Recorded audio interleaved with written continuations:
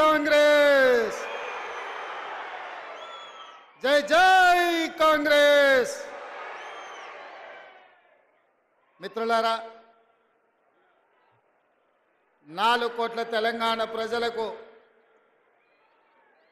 15 August స్వాతంత్ర దినోత్సవ శుభాకాంక్షలు। ఈరోజు ఖమ్మం జిల్లా వైరా శాసనసభ నియోజకవర్గంలో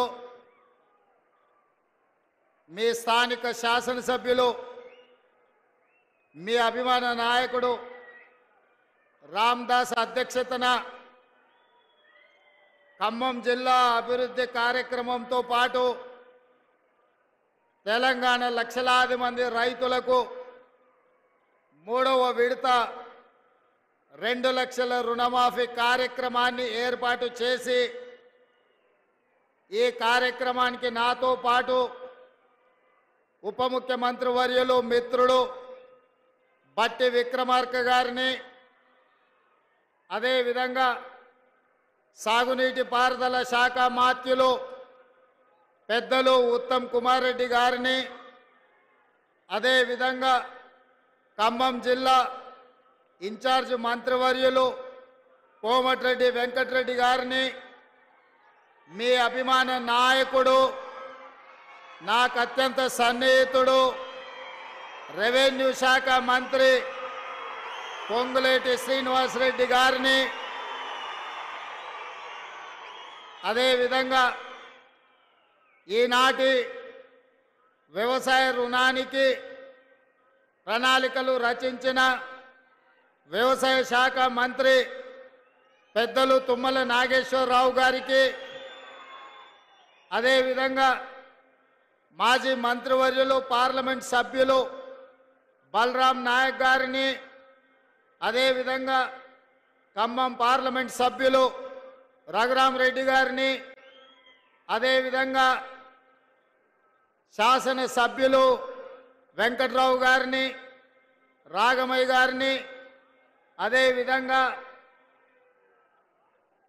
ఇల్లందు పాయం వెంకటేశ్వర్లు గారిని, అదేవిధంగా కోరం కనకయ్య గారిని, ఇతర శాసనసభ్యులను, రాష్ట్ర స్థాయి కాంగ్రెస్ పార్టీ నాయకులను, ఖమ్మం ఉమ్మడి జిల్లా కాంగ్రెస్ పార్టీ నాయకులను, మండల స్థాయి నాయకులను, గ్రామ కమిటీ మండల కమిటీ అధ్యక్షులను, ప్రాణ సమానులైన వేలాది మంది కాంగ్రెస్ పార్టీ కార్యకర్తల్ని ఈ ఆత్మీయ సమ్మేళనానికి ఆహ్వానించి ఈ ఖమ్మం గడ్డ కాంగ్రెస్కు అడ్డా అని నిరూపించినందుకు మీకందరికీ మనస్ఫూర్తిగా ధన్యవాదాలు తెలియజేస్తున్న మిత్రులారా, ఈనాడు కాంగ్రెస్ పార్టీ 140 కోట్ల ప్రజలకు ఈ స్వతంత్రాన్ని సాధించి స్వేచ్ఛా వాయువులు పీల్చుకునే విధంగా వాళ్ళ యొక్క జీవితం వాళ్ళ అభిప్రాయం మేరకు జీవించే విధంగా ఈ దేశ ప్రజలకు స్వతంత్రాన్ని ప్రసాదించిన పార్టీ మన కాంగ్రెస్ పార్టీ। ఆ స్వతంత్రం స్ఫూర్తిగా ఈనాడు కాంగ్రెస్ పార్టీ మే 6, 2022 నాడు వరంగల్ గడ్డ మీద రైతు సంఘర్షణ సమితి ఏర్పాటు చేసి రైతు డిక్లరేషన్లో తెలంగాణ రాష్ట్ర రైతాంగానికి 2 లక్షల వరకు రైతు రుణమాఫీ చేస్తామని చెప్పి మన అభిమాన నాయకుడు శ్రీ రాహుల్ గాంధీ గారు ఇచ్చిన మాటకు తెలంగాణకు వచ్చి మనకు ఇచ్చిన గ్యారంటీకి కట్టుబడి 8 నెలలు తిరగకంటే ముందే తెలంగాణ రాష్ట్రంలో ఉన్న లక్షలాది మంది రైతాంగానికి 2 లక్షల రూపాయల రుణమాఫీ 31,000 కోట్ల రూపాయలను వారికి రుణ విముక్తులను చేసి బ్యాంకుల నుంచి వాళ్లకు స్వేచ్ఛను ప్రసాదించి నా తెలంగాణ రైతాంగం ఈనాడు తెలంగాణ రాష్ట్రంలో రుణ విముక్తులై స్వేచ్ఛా వాయువులు పీల్చుకునే విధంగా ఈనాడు కాంగ్రెస్ పార్టీ నిర్ణయం తీసుకున్నది. మిత్రులారా, ఆనాడు పార్లమెంట్ ఎన్నికల సందర్భంగా ఖమ్మం జిల్లాకు వచ్చినప్పుడు ఇదే గడ్డ మీద నుంచి ఆనాడు మీకు ఒక మాట చెప్పిన, రాబోయే పార్లమెంట్ ఎన్నికల్లో ఖమ్మం నుంచి రఘురామిరెడ్డిని, మహబూబాబాద్ నుంచి బలరాం నాయకును అత్యధికంగా మీరు గెలిపించండి, అత్యధిక మెజారిటీ ఇచ్చి వాళ్ళిద్దరిని పార్లమెంటుకు పంపించండి. భద్రాద్రి రామచంద్రుడు సాక్షిగా 15 ఆగస్టు లోపల తెలంగాణ రైతాంగానికి 2 లక్షల రూపాయల రుణమాఫీ చేస్తా అని ఈ ఖమ్మం గడ్డ మీద నుంచే తెలంగాణ రైతాంగానికి ఆనాడు మాట ఇవ్వడం జరిగింది. కాంగ్రెస్ పార్టీ శ్రీమతి సోనియా గాంధీ గారి నాయకత్వంలో, మల్లికార్జున్ ఖర్గే గారి నేతృత్వంలో 2004 సంవత్సరం శ్రీమతి సోనియా గాంధీ గారు కరీంనగర్ జిల్లాలో తెలంగాణ రాష్ట్రం ఇస్తా అని ఆనాడు మాట ఇచ్చింది. సోనియా గాంధీ గారు మాట ఇచ్చిందంటే అది శిలా శాసనమే, సువర్ణాక్షరాలతో లిఖించదగిన మాట. మాట తప్పని మడమ తిప్పని నాయకురాలు శ్రీమతి సోనియా గాంధీ గారి మాట మేరకు జూన్ 2, 2014 నాడు తెలంగాణ రాష్ట్రాన్ని ఇవ్వడం జరిగింది.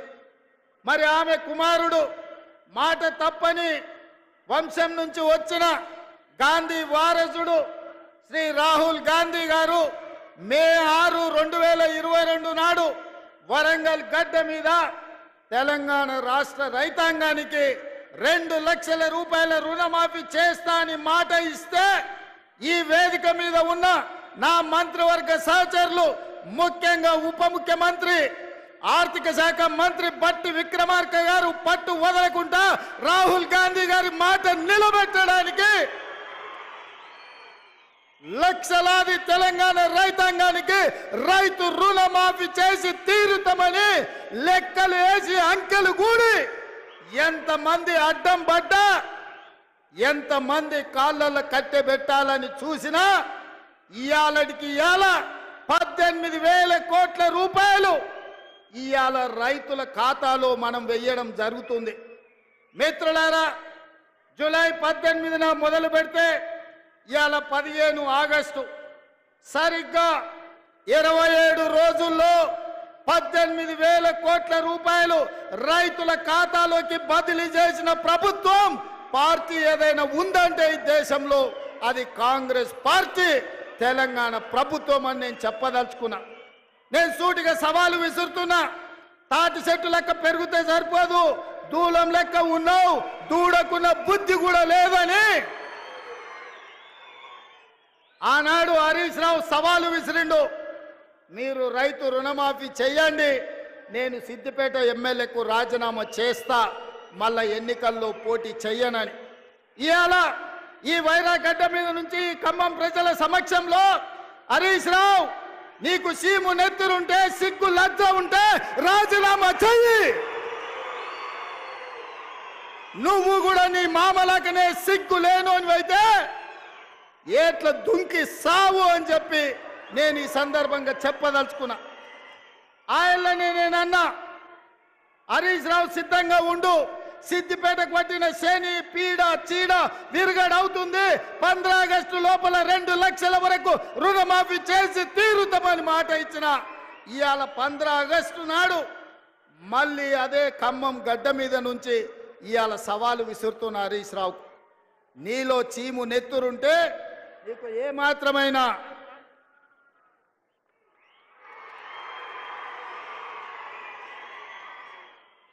ఏమాత్రమైన సిగ్గు శరం ఉంటే రాజీనామా చెయ్యి. నువ్వు ఎట్లాగూ రాజీనామా చెయ్యవు, నీది సిగ్గులేని జాతి. అందుకే ఇవాళ నువ్వు రాజీనామా చేయకపోతే అమరవీరుల స్తూపం దగ్గరకు వచ్చే ముక్కు నేలకు రాజు కాంగ్రెస్ పార్టీ మీద సవాలు విసిరినందుకు తెలంగాణ రైతాంగం క్షమించండి. మాట తప్పని పార్టీ కాంగ్రెస్ పార్టీ రుణమాఫీ చేసింది. నేను విసిరిన సవాల్ను వెనక్కి తీసుకుంటున్నానని తెలంగాణ రైతాంగానికి క్షమాపణ చెప్పు. ఇవాళ నేను ఒక్క మాట అడగదలుచుకున్నా. నేను గుర్తు చేయదలుచుకున్న ఈ ఖమ్మం ప్రజలకు, ఆనాడు ఖమ్మం జిల్లా రైతాంగం ఇంతకుముందే మా రామదాస్ గుర్తు చేసిండు. ఆనాడు ఖమ్మం జిల్లా రైతాంగం పండించిన మిర్చికి గిట్టుబాటు ధర అడిగితే గిట్టుబాటు ధర ఇవ్వకుండా దళారులు దోపిడీ చేస్తుంటే, దందాలు చేస్తుంటే ఆ ప్రజలకు కోపం వచ్చి చిర్రెత్తుకొచ్చి తిరుగుబాటు చేసింది. దళారులను శిక్షించి దళారులకు బేడీ లేచి జైలుకు పంపించాల్సిన కేసీఆర్ ప్రభుత్వం ఆనాడు ఈ ఖమ్మం జిల్లా రైతాంగాన్ని అరెస్టు చేసి జైల్లో పెట్టి బేడీ లేచి బజార్లు నడిపించింది. ఆయల్లా రైతాంగానికి అండగా నిలబడడానికి ఈ ఖమ్మం జిల్లాలో నేను పర్యటనకు వచ్చిన. ఆయల్లా మీకు అందరికి గుర్తుండాలి, సంటి బిడ్డను భార్య సంకలు ఎత్తుకొని బస్సులో బేడీ లేచి తీసుకెళ్తున్న భర్తకు తన సంటి బిడ్డను చూపించడానికి పోతే కర్కశంగా పోలీసులు ఆడబిడ్డ మీద దాడి చేసిరు. ఆయల్లా ఆ కుటుంబాన్ని కూడా పరామర్శించడానికి నేను ఈ ఖమ్మం జిల్లాకు వచ్చిన. ఇదే కాదు, ఎన్నికల సందర్భంలో కూడా పాదయాత్ర చేస్తూ ఈ వైరాకు వచ్చిన.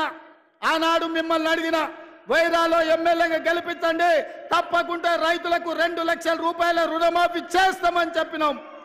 ఆర్టీసీలో ఆడబిడ్డలకు ఉచిత ప్రయాణం ఇస్తామని చెప్పినాం. అదే విధంగా ప్రతి పేదవాడి ఇంటిలో 200 యూనిట్లు ఉచిత కరెంటును అమలు చేస్తామని చెప్పినాం. రాజీవ్ ఆరోగ్యశ్రీ పథకాన్ని 10 లక్షలకు విస్తరిస్తామని చెప్పినాం. ఇదే కాదు, పేదవాడి ఆత్మ గౌరవమైన ఆనాడు డాక్టర్ వైఎస్ రాజశేఖర రెడ్డి గారు ఉన్నప్పుడు ప్రతి పేదవాడికి ఇందిరమ్మ ఇల్లు ఇచ్చి గ్రామాలలో, గూడాలలో, తండల్లో ప్రతి దళితుడు, గిరిజనుడు ఆత్మ గౌరవంతో బ్రతికే విధంగా ఆనాడు ఇందిరమ్మ ఇండ్లు ఇస్తే డబుల్ బెడ్రూమ్ ఇండ్లు ఇస్తా అని తెలంగాణ సమాజాన్ని, ముఖ్యంగా దళితులను, గిరిజనులను కేసీఆర్ మోసం చేశాడు. అందుకే పొంగులేటి శ్రీనివాసరెడ్డి గారి శాఖ, గృహ నిర్మాణ శాఖ నుంచి ప్రతి పేదవాడికి ఇల్లు ఇవ్వాలన్న లక్ష్యంతో ఈ సంవత్సరం ప్రతి నియోజకవర్గంలో 3,500 ఇందిరమ్మ ఇండ్లు, రాష్ట్రం మొత్తం 4,50,000 ఇండ్లను ఇవాళ పేదలకు మంజూరు చేసి ఇవాళ పేదలను ఆత్మగౌరవంతో బ్రతికించే విధంగా కార్యక్రమాలు తీసుకున్నాం. ఇన్ని కార్యక్రమాలు సెప్టెంబర్ 17, 2023 నాడు రాజీవ్ గాంధీ ప్రాంగణం తుక్కుగూడలో సోనియా గాంధీ గారు 6 గ్యారెంటీలను తెలంగాణకు ఇస్తే ఆ గ్యారెంటీలను అమలు చేసే ప్రయత్నం నిరంతరం నా మంత్రివర్గ సహచరులతోని మేము కష్టపడుతున్నాం. అందుకే మిత్రులారా, ఇవాళ మేము చేస్తున్న సంక్షేమం, మేము ప్రయత్నం చేస్తున్న అభివృద్ధిని చూసి ఓర్వలేక ఇవాళ టీఆర్ఎస్ నాయకులు ఉన్నవి లేనివి మాట్లాడుతున్నారు. నేను అడుగుతున్న కేటీఆర్ను, ఇవాళ ఆయన మాట్లాడుతుండు కాంగ్రెస్ పార్టీ మోసం చేసిందని. ఓరి సన్నాసి, అసెంబ్లీ ఎన్నికల్లో 39 సీట్లు ఇస్తే పార్లమెంటుకు వచ్చే వరకల్లా గుండు 0 ఇచ్చిండ్రు. 7 ఇట్లలో డిపాజిట్ పోయింది, 17 ఇట్లలో ఓడిపోయిండ్రు. ఇంకా మీ బుద్ధి మారలేదా? ఇంకా ఈ అబద్ధాలు మానరా? తండ్రి కొడుకులు, బావ బామ్మార్దులని నేను అడగదలుచుకున్నా. నిజంగానే మీ మాటలు నమ్మితే తెలంగాణ సమాజం మిమ్మల్ని మనుషులుగా చూస్తే మీకు ఒక్క సీట్ అయినా ఇచ్చటోళ్ళు కదా. మీ పార్టీ పుట్టినప్పటి నుంచి ఇవాళటి వరకు ఎప్పుడు లేనంత హీనంగా, దీనంగా దివాలా తీసి ఇవాళ బీఆర్ఎస్ పార్టీ బతుకు బస్టాండ్ అయింది. బంజారా హిల్స్ బస్టాండ్లో అడక్క తినే పరిస్థితి ఇవాళ బీఆర్ఎస్ పార్టీకి వచ్చింది. అయినా సిగ్గు లేకుండా ప్రజల్ని నిందించుకుంటూ ప్రజలే తప్పు చేసిండ్రు అన్నట్టుగా ఇవాళ ప్రజలనే ఇవాళ దోషులుగా నిలబెట్టే ప్రయత్నం ఇవాళ బీఆర్ఎస్ నాయకులు చేస్తూ. అందుకే మిత్రులారా, ఇవాళ సీతారామ ప్రాజెక్టు గురించి బట్టి విక్రమార్క గారు పూర్తి వివరాలు చెప్పిండ్రు.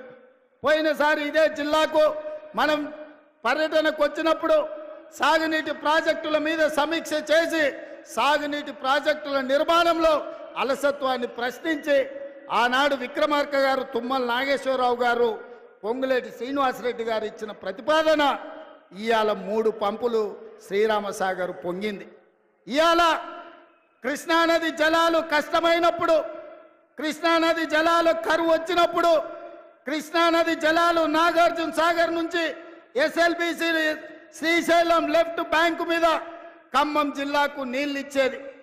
మొన్న కరువు వచ్చి నీళ్లు లేక నల్గొండ జిల్లాను కాదని మీ నాయకుడు పొంగులేటి శ్రీనివాసరెడ్డి పాలేరుకు నీళ్లు తీసుకొస్తే ఖమ్మం జిల్లా రైతాంగం నాతోని పంచాయతీకి వచ్చింది. ఇవాళ మన మంత్రులే ఉత్తమ్ రెడ్డి గారు, మన మంత్రులే శ్రీనివాసరెడ్డి గారు. కానీ ఎవరికి వాళ్ళు వాళ్ళ జిల్లాలో వాళ్ళ రైతులకు నీళ్ళు ఇవ్వాలన్న పట్టుదల ఈరోజు మన మధ్యలోనే పోటీ పెరిగే పరిస్థితి వచ్చింది.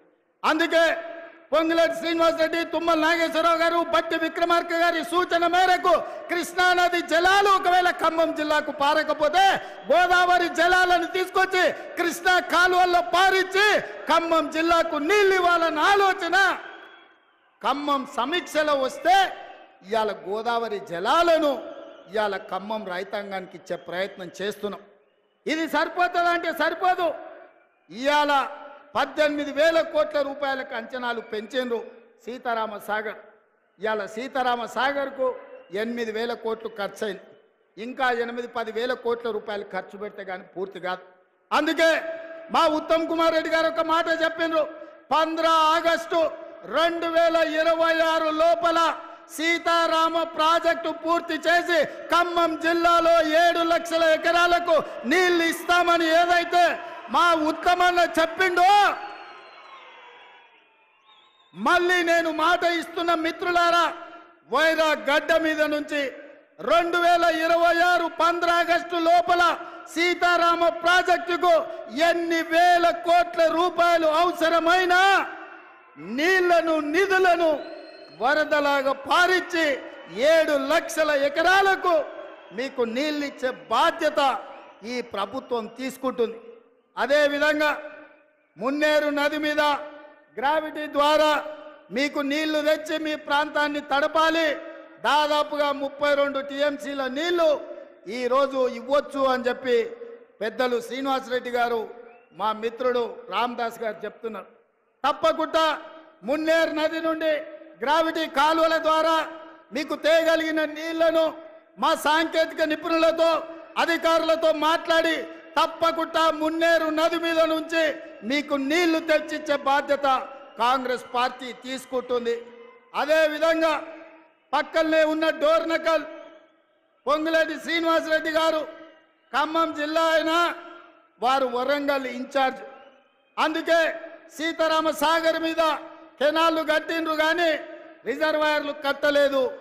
కురివి వీరభద్రుడి సాక్షిగా డోర్నకల్ ప్రాంతానికి 15 టీఎంసీల రిజర్వాయర్ కడితే ఆ ప్రాంతానికి కూడా నీళ్లు వస్తాయని వారు సూచన చెప్పి చేస్తున్నారు. తప్పకుండా వీరభద్రుడి పేరు మీద సాధ్యాలను పరిశీలించి 15 టీఎంసీల రిజర్వాయర్ను నిర్మించడానికి అవసరమైన ప్రణాళికలను రచించడానికి మా పెద్దలు ఉత్తమన్న గారికి నేను విజ్ఞప్తి చేస్తున్నా. మిత్రులారా, నేను ఇవాళ ఒకటే మాట చెప్పదలుచుకున్నా. ఇన్ని వేలాది మంది ఇన్ని గంటలైనా వైరాలో వచ్చి కూర్చొని కాంగ్రెస్ను ఆశీర్వదించడానికి వచ్చినందుకు మీకు అభినందనలు తెలియజేస్తూ, ఆర్టీసీలో ఉచిత ప్రయాణం ఇచ్చిన రాజీవ్ ఆరోగ్యశ్రీ అమలు చేసిన ప్రతి పేదవాడి ఇంటికి 200 యూనిట్లు ఉచిత కరెంట్ ఇచ్చిన ప్రతి పేదవాడికి ఇందిరమ్మ ఇల్లు ఇచ్చిన ఈనాడు రైతు రుణమాఫీ 31,000 కోట్ల రూపాయలు చేసిన ఇవన్నీ సోనియా గాంధీ గారు ఇచ్చిన గ్యారంటీలు. ఈ గ్యారంటీలను అమలు చేసే బాధ్యత నాది.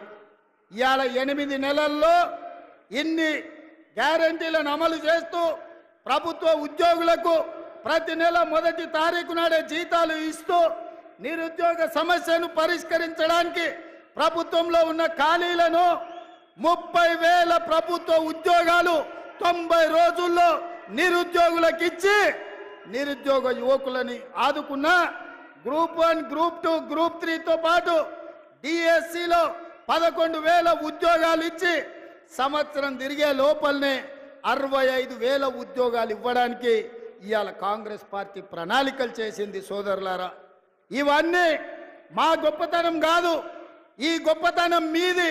ఈ ఖమ్మం జిల్లా 2014లో టీఆర్ఎస్కి ఒకటే సీట్ ఇచ్చింది, 2018లో ఒకటే సీట్ ఇచ్చింది, 2023లో ఒకటే సీట్ ఇచ్చినా ఆ మిత్రుడు కూడా ఇందిరమ్మ రాజ్యంలో ఉండాలి, ఖమ్మంను అభివృద్ధి చెయ్యాలి అని ఇవాళ మనకే మద్దతు ఇచ్చిండు.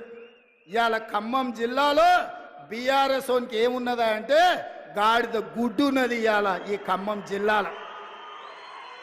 అయినా సిగ్గు తప్పిన వాళ్ళు మారలేదు, వాళ్ళ మాటలలో మార్పు లేదు.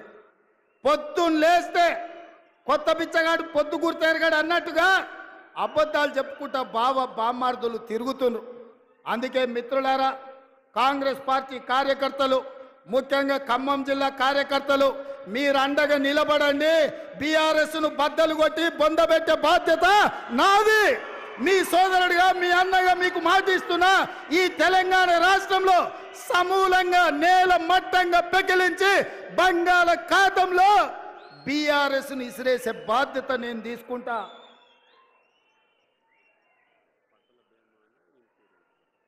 అదేవిధంగా పక్కన మా తుమ్మలన్న చెప్తుండే, ఆయన వ్యవసాయ శాఖ కదా, మనం పంటల బీమా చేస్తున్నాము, రైతు బీమా అమలు చేస్తున్నాము, ఎరువులను ఇప్పటికే రైతులకు అందుబాటులో పెట్టినాము, ఆ విషయాలు కూడా చెప్పమని చెప్పి తుమ్మలన్న గారు చెప్తున్నారు.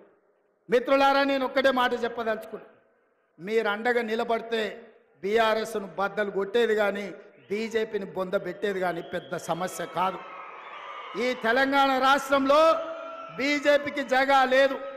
మన ఎన్నికల్లో ప్రజలు 8 సీట్లు ఇచ్చిండ్రు, బడ్జెట్లో బీజేపీ వాళ్ళు గాడిద గుడ్డి ఇచ్చిండ్రు. మనకు తెలంగాణ ప్రజలు 8 సీట్లు ఇస్తే నరేంద్ర మోడీ గారికి బీజేపీ వాళ్ళు తెలంగాణకు గాడిద గుడ్డి ఇచ్చిండ్రు. అందుకే ఈ తెలంగాణ అభివృద్ధి జరగాలన్నా, ఈ తెలంగాణలో ఎడారులుగా మారిన భూములు పసిడి పంటలతో పచ్చగా విలసిల్లాలి అంటే ఇందిరమ్మ రాజ్యం రావాలి. పాలమూరులో పాలమూరు రంగారెడ్డి ఎత్తిపోతల ప్రాజెక్టు పూర్తి కావాలి, నల్లగొండలో ఎస్ఎల్బిసి టన్నెల్ పూర్తి కావాలి, ఖమ్మం జిల్లాలో సీతారామ సాగర్ ప్రాజెక్టును పూర్తి చెయ్యాలి. ఇవి పూర్తి చేసినాడే ఇవాళ తెలంగాణ సస్యశ్యామలం అవుతుంది. ఈ తెలంగాణ రైతుల కళ్ళల్లో ఆనందం చూస్తాం.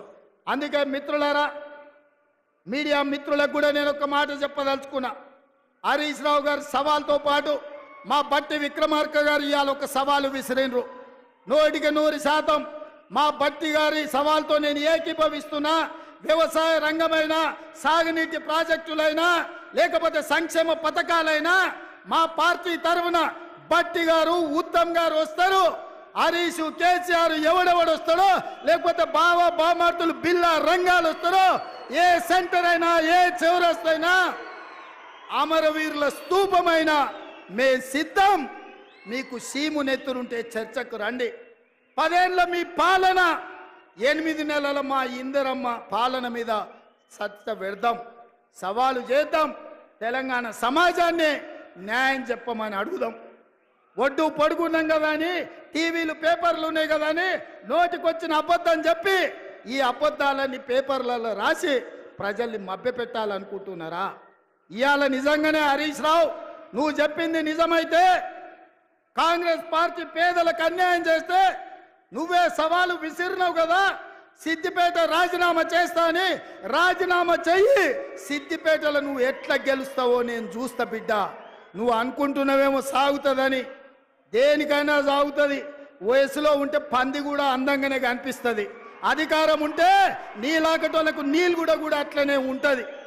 ఇవాళ అధికారం పోయింది కదా, ఇప్పుడు తెలుస్తుంది నీకు నొప్పేందో, పేద ప్రజల కష్టాలేందో.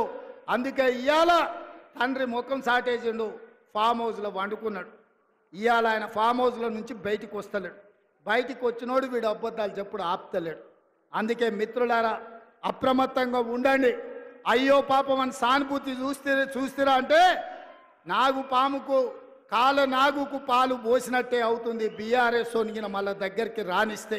అందుకే ఈరోజు ఇంత మంచి కార్యక్రమం, ఇవాళ సీతారామ ప్రాజెక్టు ప్రారంభోత్సవానికి, అదేవిధంగా 2 లక్షల వరకు 3వ విడత రైతుల రుణమాఫీకి వేలాదిగా మీరు ఇక్కడికి వచ్చి ఆశీర్వదించినందుకు, ఇంతసేపు ఓపిక ఉండి, ముఖ్యంగా మా అక్కలు, మా చెల్లెళ్ళు, మా పెద్దమ్మలందరూ కూడా నిండు మనసుతో ఆడబిడ్డలందరూ ఇందిరమ్మ రాజ్యాన్ని ఆశీర్వదించడానికి మా లంబాడ సోదరి మళ్ళందరూ కూడా ఇక్కడికి వచ్చినందుకు మనస్ఫూర్తిగా వాళ్ళందరికీ ధన్యవాదాలు తెలియజేస్తూ, ఎవరు ఏం చెప్పినా నమ్మకండి. నిరుద్యోగ యువకులకు ఉద్యోగాలు ఇచ్చే బాధ్యత నాది. రైతులకు రుణమాఫీ చేసే బాధ్యత నాది. ఈ రాష్ట్రంలో పాలమూరు రంగారెడ్డి ఎత్తిపోతలు కానీ, ఎస్ఎల్బిసి టన్నెల్ కానీ, సీతారామ సాగర్ ప్రాజెక్టును కానీ పూర్తి చేసే బాధ్యత మాది అని తెలియజేస్తూ మీ అందరి దగ్గర సెలవు తీసుకుంటున్న మిత్రులారా, జై కాంగ్రెస్. గట్టిగా ఫామ్ హౌస్లో వండిన కేసీఆర్ గుండెలు ఎదరాలే, ఢిల్లీలో ఉన్న మోడీ బెదరాలే. సరేనా? జై కాంగ్రెస్, జై జై కాంగ్రెస్. ధన్యవాదాలు సోదరులారా.